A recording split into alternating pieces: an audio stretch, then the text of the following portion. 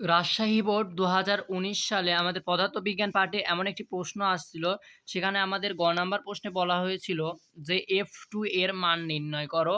আমাদের এখানে আসলে F1 সমান যদিও বা ৫০০ নিউটন দেয়া ছিল, পিস্টন সহ ক্ষেত্রফল, সেন্টিমিটার ইত্যাদি আমাদের সবই দেয়া ছিল। বাট আমাদের কিন্তু এখানে F2 র মানটা বের করতে বলা হয়েছিল গ নাম্বারটায়। আমরা যদি প্রশ্ন থেকে খেয়াল করি, এখানে বলা হয়েছে F2 এর মান নির্ণয় করো।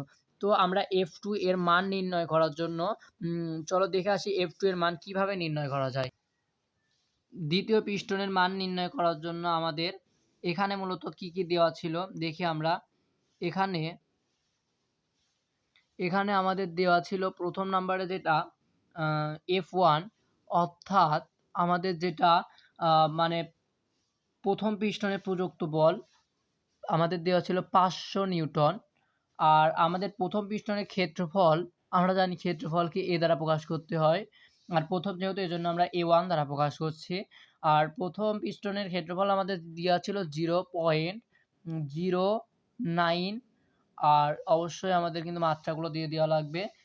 আবার দ্বিতীয় পিস্টনে আমাদের ক্ষেত্রফল কিন্তু দেওয়া ছিল স্পষ্টলি, সেখানে 2.7 মিটার স্কোয়ার দেওয়া ছিল।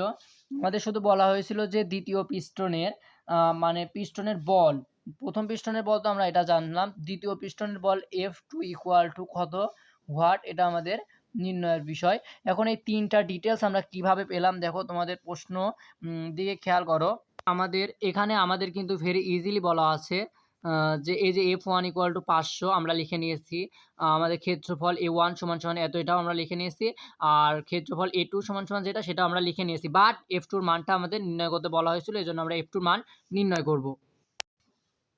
F2 র মান নির্ণয় করার জন্য, অর্থাৎ আমাদের যে বড় মানে দ্বিতীয় পিস্টনের বল আছে, যে দ্বিতীয় পিস্টনের বল নির্ণয় করার জন্য আমরা কি জানি, আমরা লিখব এখানে। আমরা জানি F1, এই সূত্রটা আমরা এর আগেও দেখেছি।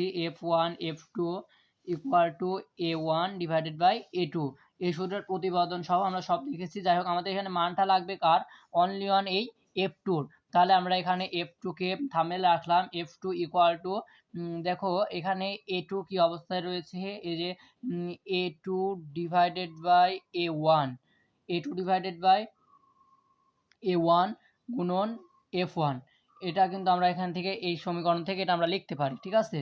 ওকে, দেখো এবার তাহলে আমরা মানগুলো বসাই। বা F2 ইকুয়াল টু A2 এর মান কত পেয়েছি আমরা, 2.7 পেয়েছি। A1 এর মান কত পেয়েছি আমরা, 0.09 পেয়েছি। এবং আমরা F1 এর মান পেয়েছি কত, F1 এর মান ৫০০ পেয়েছি। তাহলে এবার আমরা একটু ক্যালকুলেশন করলে আমরা উত্তরটি পেয়ে যাব।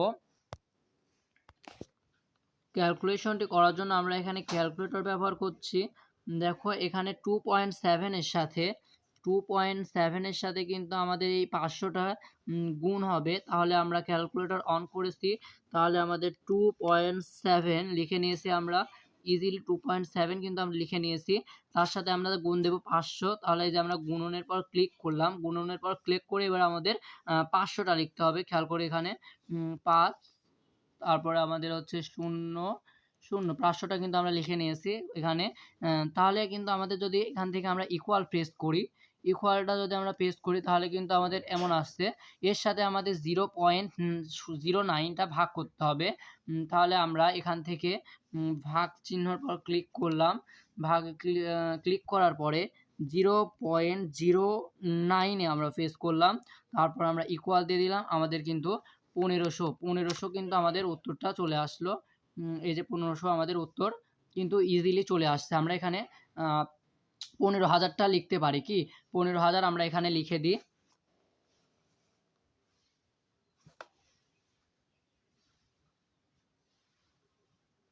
১৫,০০০টা লিখে দিলাম। আর অবশ্যই কিন্তু আমাদের মাত্রা ব্যবহার করতে হবে, অর্থাৎ নিউটনটা কিন্তু আমাদের এখানে ব্যবহার করতে হবে। আর এটাই কিন্তু আমাদের F2 র মান। সুতরাং নির্ণয় F2 এর মান ১৫,০০০ নিউটন।